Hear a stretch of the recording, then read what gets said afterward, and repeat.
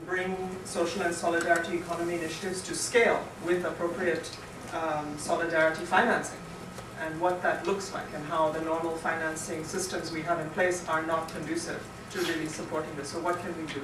And so I think that's an additional space. I'd now like to turn over to our fantastic panel today.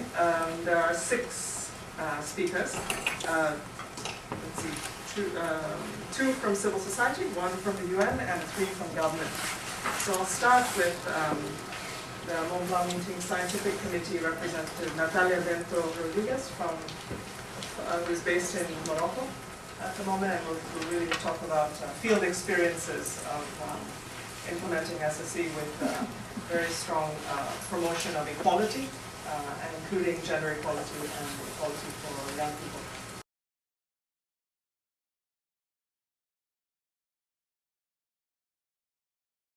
Why social and solidarity economy is a key for sustainable development. It's a new sense of cooperation in all levels, because it's including all stakeholders, all the ecosystem we are building. We have to know all stakeholders of our ecosystem where we are living in, to integrate them in the economy, to integrate them in our development. It's very, very necessary to be close to the field to find out the human needs, and to orient stakeholders locally based, and to have a democracy. What SSE allows is to create employment with human values according to the needs of an ecosystem.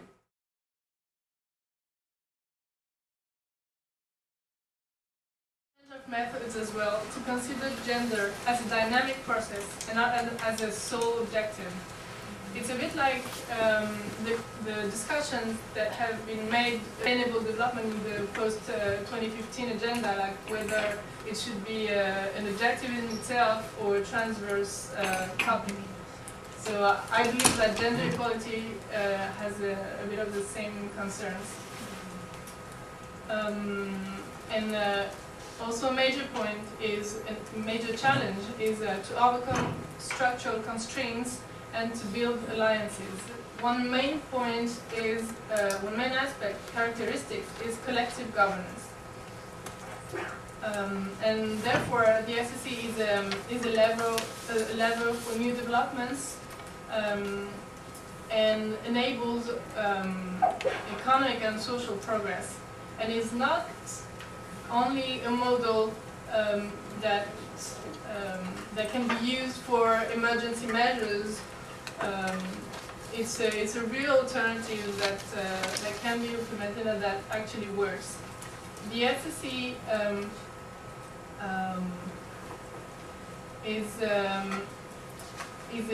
is also a means to set up innovations, because as it's very diverse, there can be a lot of exchanges which can lead to much more innovations, and which is more flexible and adapted to the field. And it can also, through its collective governance characteristics, increase political democracy. The SSE always makes a link between theory and practices. What happens in the field nourishes the theory and vice versa. And so it enables co-creation and experimentation much more.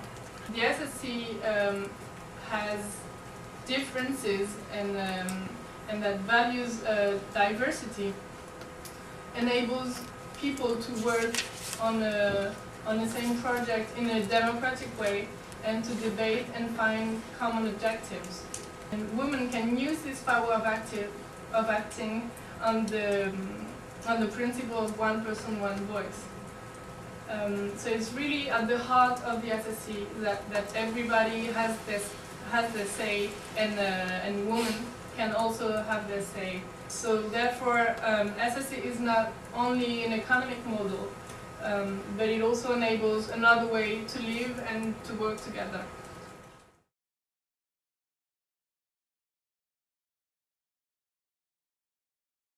One recommendation, which is a landmark in terms of the social and solidarity economy, which is the ILO promotion of cooperatives recommendation number 193, that stipulates that a balanced society necessitates the existence of strong public and private sectors, as well as a strong cooperative, mutual, social, and non-governmental sectors. So these are the main, let's say, guidelines for our action. If we are serious about solidarity, we can't work alone. We have to work together by definition, right?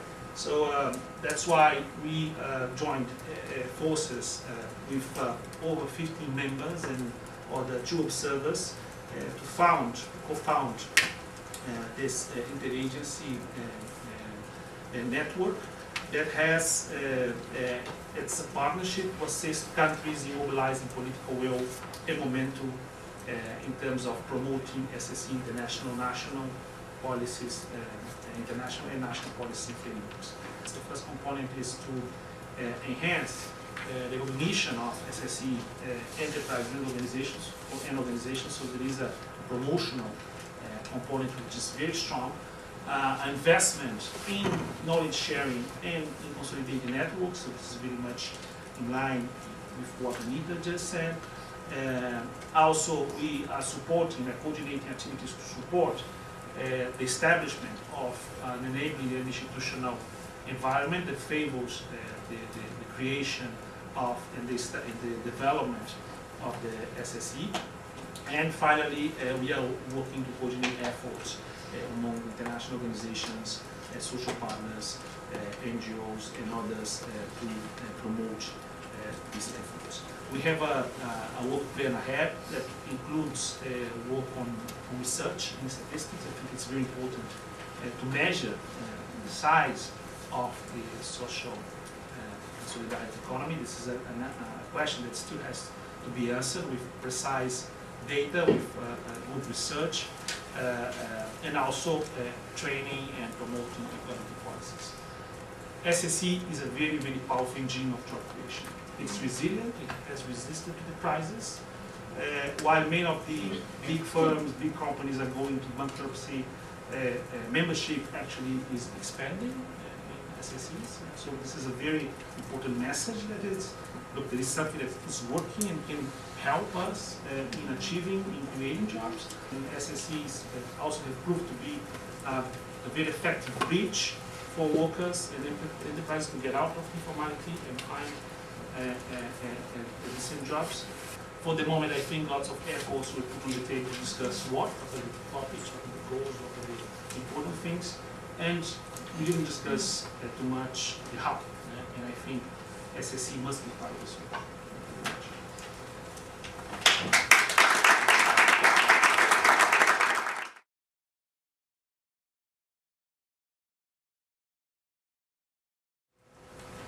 The social and solidarity economy in Ecuador is created by individuals or families implementing economic initiatives in order to survive and achieve social mobility. By the same time, it includes those organized economic units who share principles such as the prevalence of work over capital, collective interest, collective action, collective public goods over individual interest, and the search for commonwealth and an equitable distribution of surpluses. When President Correa came to power, we were extremely aware of the challenges that this sector was facing. And I'm really glad I'm talking here, not only as ambassador of my country, but actually was the first Minister of Social Development of my country. And of course, I have the opportunity to lead a reform that ended up having the social economic inclusion, the social economic solidarity values embedded in our constitution and in the law that we have, particularly for this type of economy. In 2006, 10% of the wealthiest Ecuadorian earned almost 37 times more income than the poorest 10%. This came about because members of the social and solidarity economy access to resources like finance, knowledge, technology, and markets have been restricted for decades.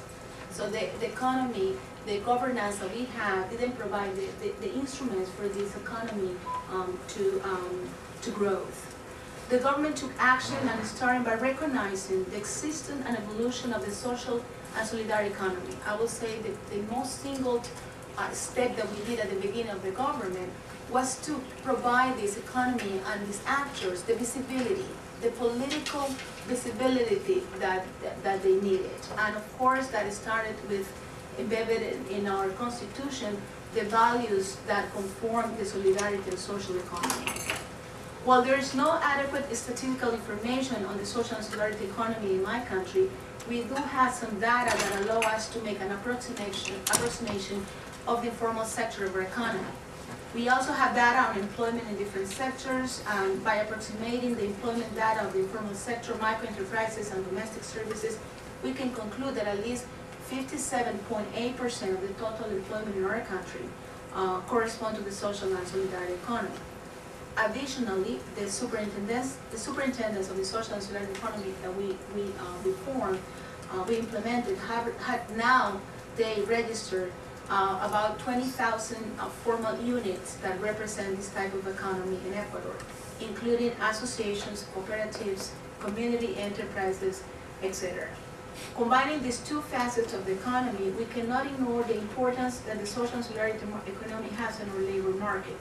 We also developed, after all this experience, a special legal framework for this economy, which is codifying the organic law of the social and solidarity economy and popular and solidarity financial sectors and its corresponding regulation. Of course, political will has been essential to have all this implemented in place at the national and at the local level. However, we recognize that we still need to strengthen our own capacity to design and implement integral policies to support this economy on the reconstruction of a pending and necessary post-oil horizon. Ecuador is an economy that is very dependent still on oil. And drawing on our own experience and challenges, I would like to finish this presentation by sharing with you 4 key insights that must be kept in mind as we face the significant challenges of building a post-2015 agenda. First, at the political level, it's important to maintain the principle that human beings are the center of any development process, and that markets need to serve that purpose. It is time to change paradigms in the global economy. It is the market that has to serve individuals and not individuals who have to serve the market. This changing paradigms has allowed us to recognize and embrace the social and solidarity economy as a focal point in the creation of a new development model, a model that transforms the traditional economic and accumulation relations in our society and that promotes economic and social inclusion as well as social mobility upon which our food security and sovereignty rely. Secondly, we have to stop looking at poverty as an isolated issue. In order to reduce poverty and inequality among the most vulnerable members of societies, many of whom are part of the social and solidarity economy, it is important to raise their visibility and provide integral and coherent solutions for them based on the harmonic application of macroeconomic, sectorial, social, human talent, science and technology policies adapted to the local needs and dynamics. One key example of this integral approach is using public procurement as a powerful tool to foster the development of the social economy, as we already have explained to you through the programs that we have, Hilando el Desarrollo and Nutriendo el Desarrollo, for example. These type of programs have created around 30,000 jobs in Ecuador, and also a very positive cycle of providing these enterprises with scalable opportunities to growth. Third, social protection policies need to be aligned with social and economic inclusion policies. It is very important to realize that there is an initial trade-off between efficiency and economic inclusion, and that productivity must be achieved in the short term. Once again, public procurement applied in a decentralized manner may create linking circuits for supply and demand, and also cash transfers can be tied to other programs. Like, for example, we have a loan program to the mothers that receive the cash transfer program in Ecuador, and from that we create also links with other programs in the government. These partnerships have allowed local communities to achieve not only social inclusion, but improve also health and nutrition in their own families. Another relevant example that I would like to mention is the way in which we can link social protection with social inclusion by providing credit lines for human development. This approach consists of advancing the corresponding payment of 2 years of the Human Development Bond, which is our cash transfer in my country, in order to raise basic household economic activities. Between 2012 and 2013, Ecuador has provided around 230,000 credits, 70% of which have been provided to women. These approaches can only be successful at significant levels through the strengthening of our public institutions and guaranteeing their capacity to respond with visionary, innovative, and practical policies. Last but not least, any structural transformation of an economy has to be inclusive. It must not only benefit certain economy actors. In order to achieve this, it is important to boost innovative and knowledge-driven value change. At the same time, they should create, to the greatest extent possible, links with the social and solidarity economy. We have particular programs where we help to change big business enterprises with very local community organizations for the provision of goods and services.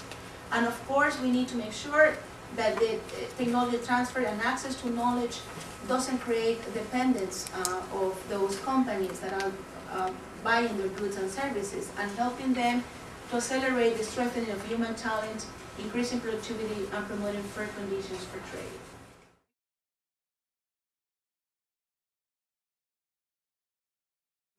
With the appointment of our new Deputy Minister in charge of social and solidarity economy, the government is showing a strong commitment to establish a renewed and ambitious support for this sector. And I will explain why and how. The how is through a roadmap that has been organized around four major priorities. So the first step and the first angle of this new strategy is through law. There is an act that is passed through Senate that is Solidarity and Social and Solidarity Economy Act, aiming at recognizing the importance and strengthening the development of this sector of the economy. The future law will in particular reconcile economic performance and social utility. The draft act shows the ambition of the government to encourage a change of scale, something that already came up in presentation, a change of scale for the sector in all its aspects, and allow it to join the general mobilization in favor of employment. It positions social economy as one of the keys of the changing economy and aims at building sustainable growth with social economy enterprises, job creation that are long-lasting and fairer socially. So the heart of this new focus is really based on the belief and the strong commitment, but also belief that this is going to help the economy. Okay, so this is also important to note that this is something, a strategy that works, that has been shown to work to improve the economy. And the draft act seeks three objectives: to recognize social economy as a specific business sector. That's the first objective. It's not the case. To give a better structure to the organization of the sector, which is, not the case either. For now, there's a very much a wide diversity of structures for the organization. It's not a problem, but it has to be laid, explained in the law and better framed. And to favor its development by setting new tools, and this is also an important part, new financing tools, specific disposition to facilitate enterprise buying by employees, which is a big part of the law, opening new economic field for cooperatives, and securing non-profit organization financing. The second priority of this strategy is to invest in social economy, of course, for the future, through specific financing tools to social enterprise to make the change of scale possible, while respecting their governing and managing specificities. This is through mostly one way, It is the creation of a fund, a new fund that's dedicated to social innovation, and it is channeled or displayed by a new entity, really, and it's a new public bank called BPI France.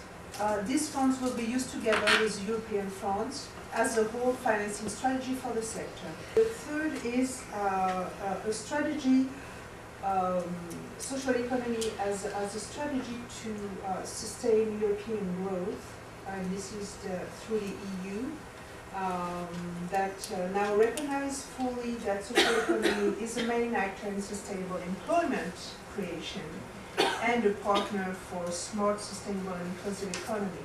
October 2011, the EC, the Commission of the European Union, published a social entrepreneurship initiative aimed at to set up a global strategy to support social economy.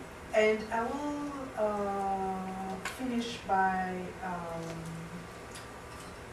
a call, or a sort of call to a new engagement that France is also part of under the compulsion of the Mont-Blanc group, which is to create a steering committee for this, for the development of initiatives and best practice and sharing in this field. And France and the president actually has been agreed to take the lead or take part in it, and to also motivate others to join in this initiative.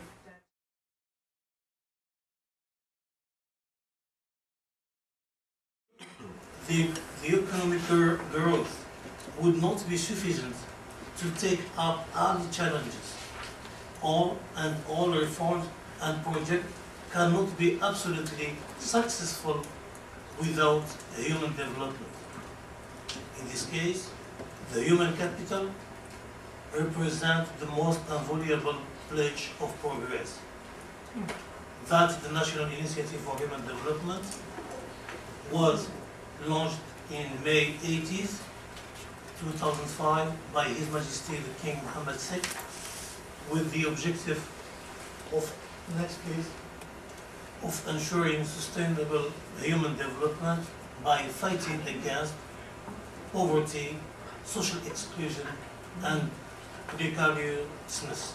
Thanks to its philosophy, values, principles, and approach, the National Initiative is defined as a society project based on the participatory and decentralization, and make the human development as an ethical and moral imperative. The National Initiative contributes to the promotion of the social and solidarity economy through funding, support, and capacity building, carriers, project beneficiaries, allowing their integration into the economic circuit, the strengthening of self-confidence and dignity, the anchoring of the culture of participation and mentoring, the promotion of women's rights, the creation of a local dynamic between authority, elected officials,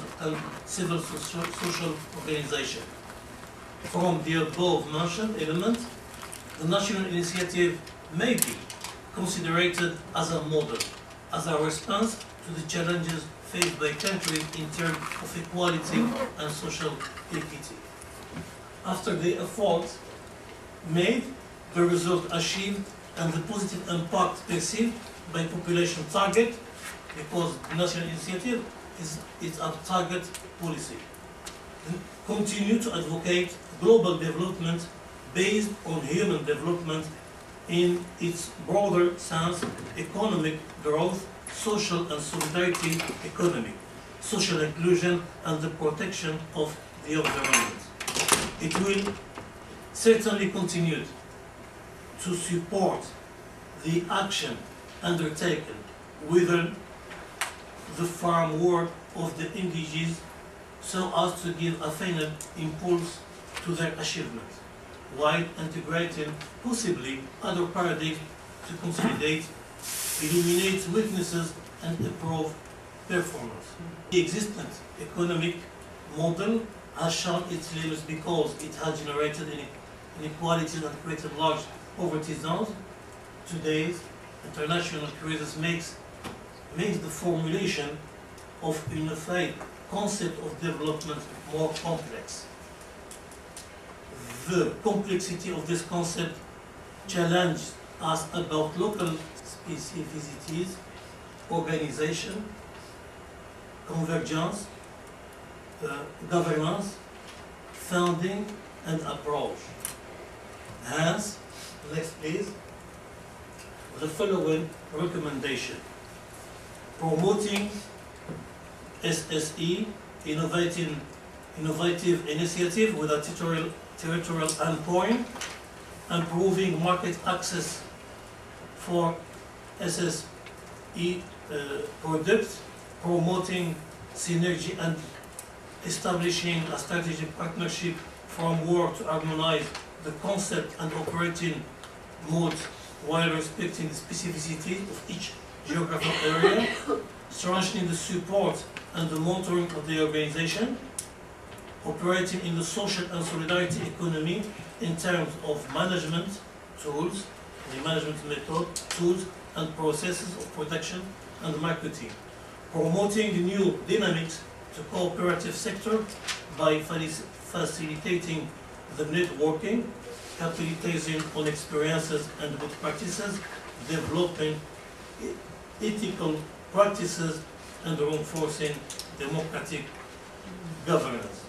Our future depends on our commitment to promote sustainable human development,